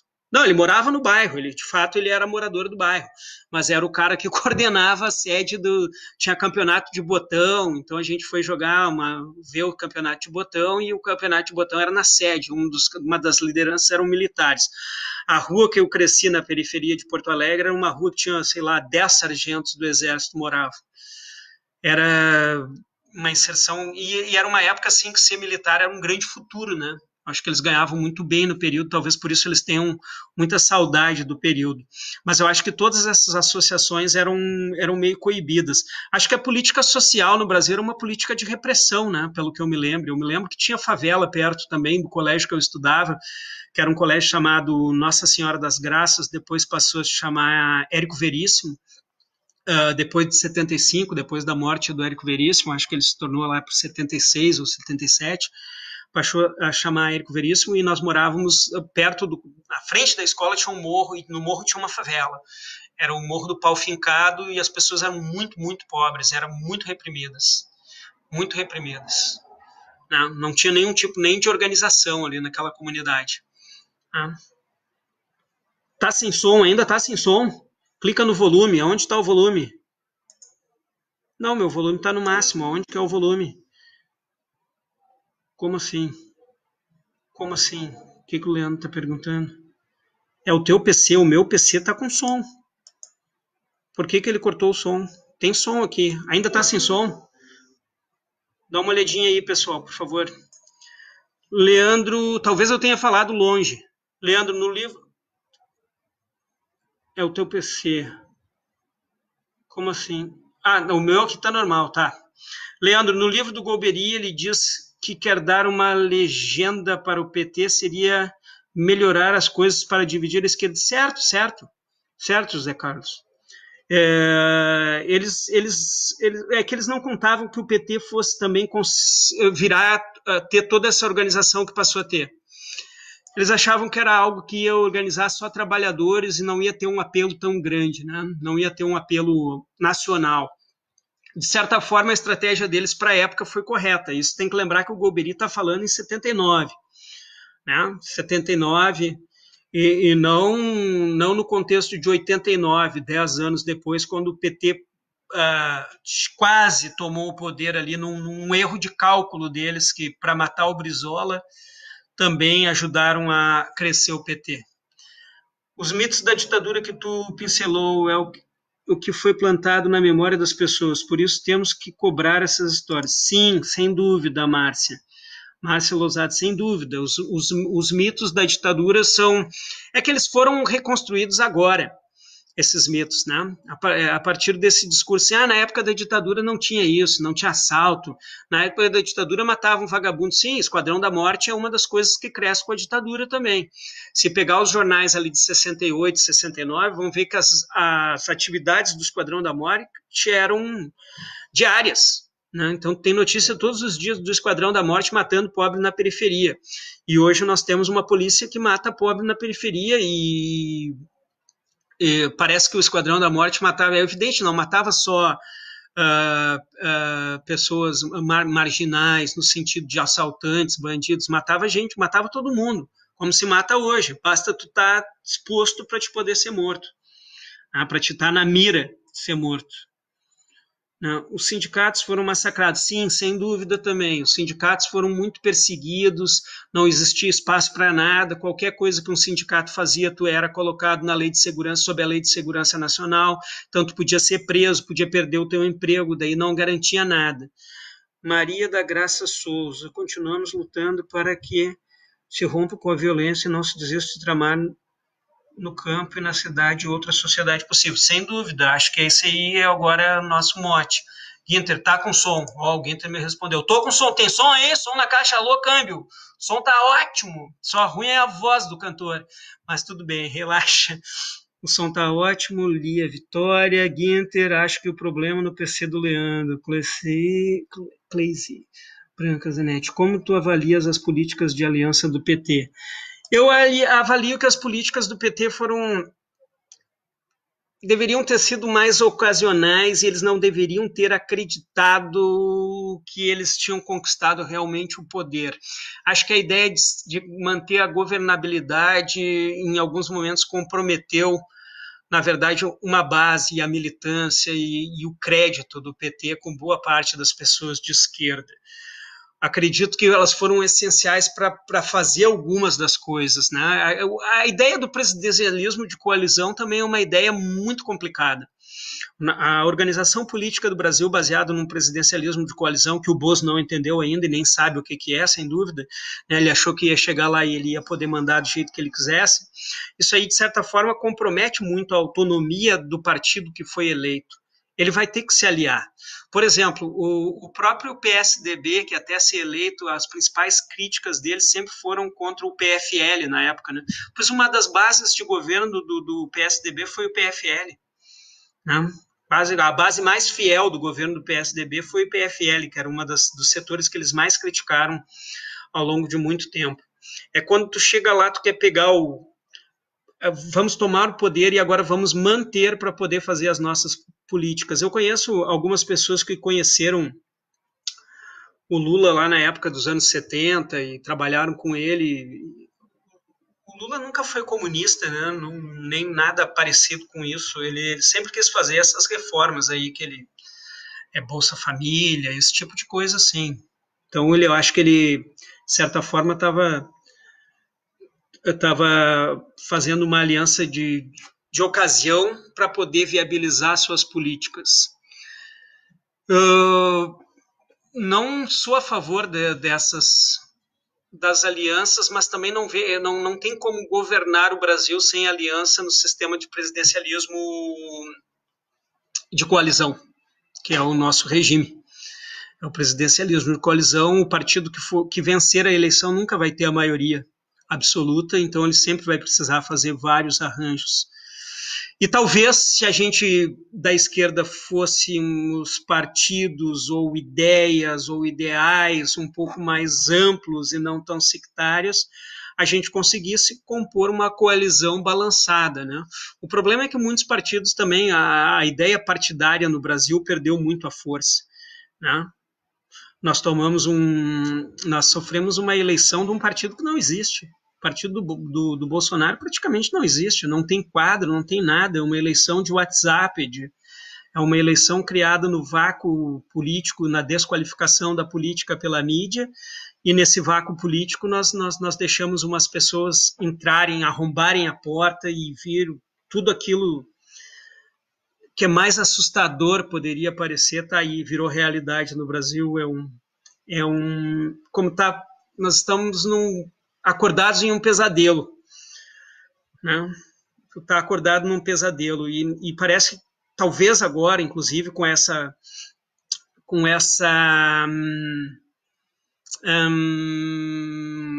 epidemia, né, a pandemia, enfim, com esse confinamento que nós estamos vivendo, nós estamos naquela fase do pesadelo que a gente não consegue nem se mexer. Né, que a gente tá, né, sabe aquele sonho que tu não consegue correr, que tu tá desesperado, que tu quer te mexer, tu quer agir, mas tu não tá conseguindo nem te mexer, tá muito em slow motion. A ameaça é palpável e tu não consegue te afastar dela porque tu não consegue te deslocar. Quais são as fissuras? Deixa eu ver, a Mana está pedindo. Qual a tua percepção e quais são as fissuras existentes entre as forças militares e o presidente? Os militares tendem a permanecer nessa aliança? Acho que não existe uma aliança de todos os militares, né? Em primeiro lugar, a gente costuma pensar os militares como uma coisa única, e eles não são. Nem em 64 não eram, e hoje eu espero que não sejam, embora eles tenham uma tradição muito grande de doutrina. Onde tu encontra doutrina realmente é nas forças militares. As forças militares, sim, são doutrinadoras e elas têm doutrina o tempo inteiro. Então é normal que lá se pense muito parecido, né? Todo mundo acabe pensando muito parecido. Mas eu acho que entre o núcleo que está no poder, não é um núcleo que representa todos os militares. Inclusive, houve aí nas últimas semanas uma debandada do governo, digamos assim, uma troca dos principais cargos militares, quase todos eles foram trocados. Parece que eles estão esperando, né, até a própria composição da chapa presidencial do Bolsonaro, ela foi uma chapa estranha, onde já se viu um general aceitar ordens de um capitão que não é capitão. Vocês sabem que ele nunca foi capitão. Quando o militar vai para a reserva, ele recebe 2 títulos acima da sua última patente. Então, o senhor Jair Messias Bolsonaro, vulgo Bozo, ele era, na verdade, segundo tenente quando foi reformado, que é o posto de oficial mais baixo que existe. Eu acho que existe sim uma ala um pouco mais pensante dentro dos militares que não tá que pensa num projeto nacional. E o Bolsonaro não tem nenhum projeto nacional. O projeto nacional do Bolsonaro é a rapina, é o neoliberalismo. O neoliberalismo é contra qualquer serviço público. Tem que pensar que os militares são servidores públicos. A primeira coisa que eles deviam ter se tocado é que eles são servidores públicos. Aliás, são servidores públicos que no Brasil não produzem nada. Nada. Nada, não produzem nada. Eles deveriam zelar pela autonomia do Brasil e eles zelam sempre pelo Brasil ser controlado de fora para dentro pelos Estados Unidos. Pelo menos uma parcela expressiva deles. Então eles fazem um papel de gendarme na sociedade. Se tivesse um projeto nacional, se tivesse lá o almirante que eles prenderam tentando fazer uma marinha para proteger o pré-sal brasileiro, que agora não precisa mais porque eles entregaram, né?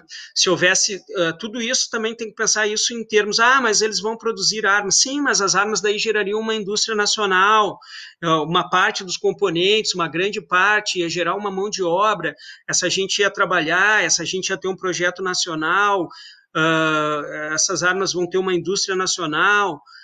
Agora nós vamos comprar não sei quantos bilhões de armas velhas dos Estados Unidos, sem nenhum projeto. Tem uma série de militares que está vendo isso. Eles não podem ser tão ingênuos, os que realmente são patriotas, né?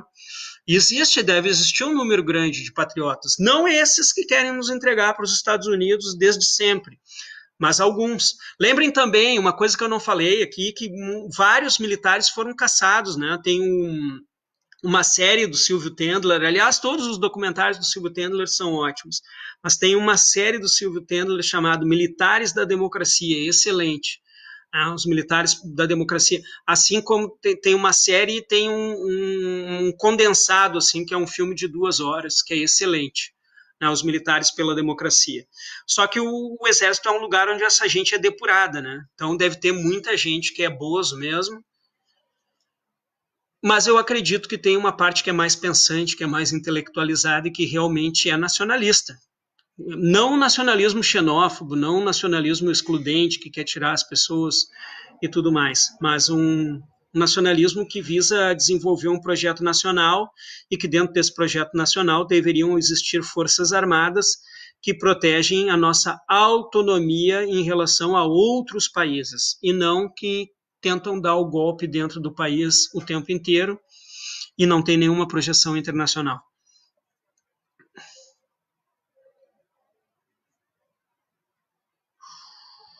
Deixa eu ver a Márcia aqui, que tem alguém aqui. A Vera Guimarães ficou na frente, eu não enxergo. Não enxergo. Muito importante o resgate histórico e o debate. Pois, precisamos contar a nossa história e debater essa conjuntura nefasta. Parabéns. Obrigado, Márcia. Tem alguma mais pergunta? E nós já estamos aqui a 1h37. Vamos bater o recorde da live mais longa. Para quem nunca tinha feito isso, até que eu acho que eu fui razoável, nunca tinha falado assim, sem olhar para o público, acho bem constrangedor, porque o público gera empatia, né? O público gera... Marighella era milico, não era? Marighella nunca foi milico. Ô Zé, tu tá me quebrando as pernas, cara.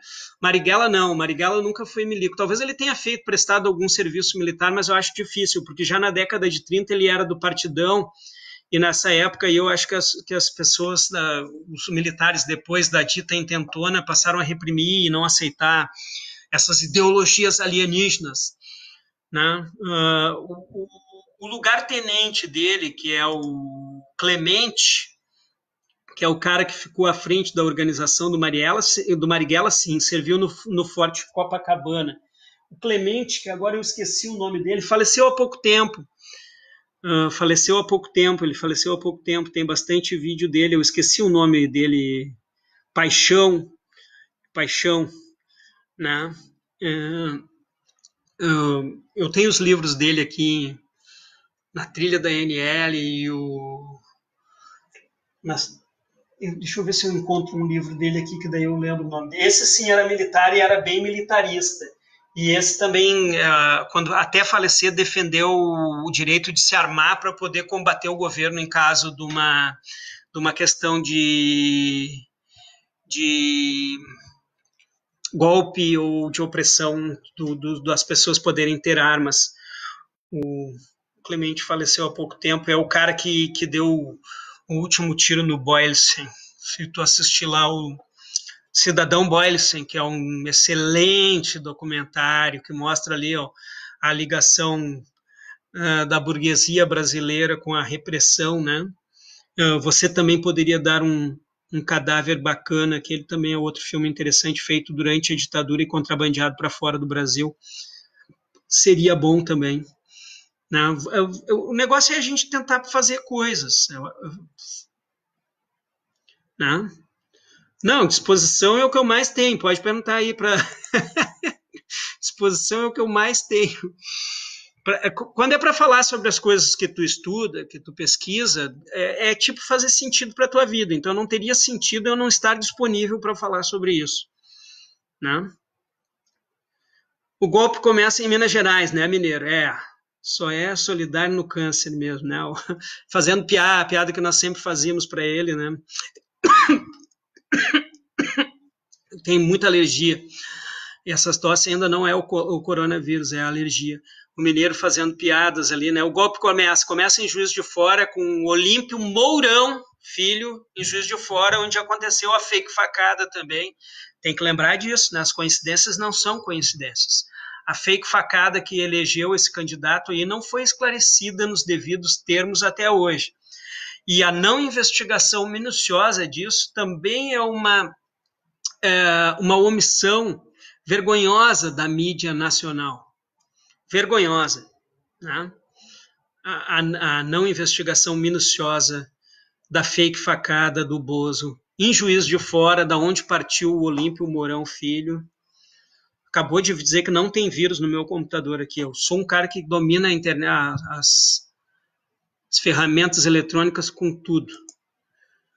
Né? A fake facada foi lá em Minas, também Mineirinho de Mineirinho. O golpe começa ali, mas o golpe se consolida com a adesão de São Paulo, num episódio bastante nebuloso, né? Quando o segundo exército adere ao golpe, é que o golpe se consolida. Isso só foi já no 1º de abril. No 1º de abril, a coluna que se desloca de Juiz de Fora poderia ter sido detida por um avião, né? Na estrada que estava se deslocando. Isso dá para... Está lá no documentário do Silvio Tendler, Os Militares da Democracia. Né? Aí eu acho que o pessoal foi vazando e só ficou eu aqui. Era isso? Alguém aí pergunta mais, por favor. Eu nem fiz propaganda do livro da Alessandra, que está aqui, ó. Está aqui na estante, aqui atrás de mim. Estava programado. Bom, pessoal, então eu vou me despedindo. Vamos ficar para um próximo evento aí. Agora que a gente já aprendeu como é que faz, agora é difícil. Agora ninguém mais segura o homem aqui. É só loucura.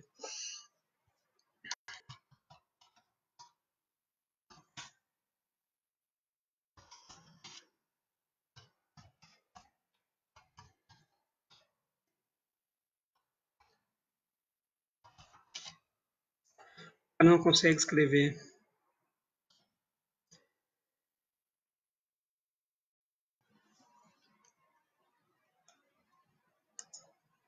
Bom, quando passar também o coronavírus aí, a gente vai para Pelotas de novo, vamos fazer alguma coisa aí. Sempre é bom.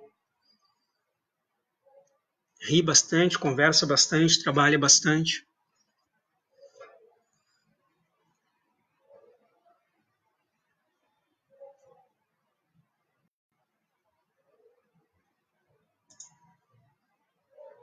Ó, o Namor aí, esqueci de falar antes do Namor. Todo o pessoal do IMA aí, abraços. Abraço pessoal aí, Jaguarão, tem o pessoal lá de Jaguarão, também já fomos a Jaguarão. Uma atividade que foi bem legal fazer em Jaguarão. Abraços para todos, obrigado pela audiência. Abraços, beijos. encerrando. Abarços, o analfabeto virtual.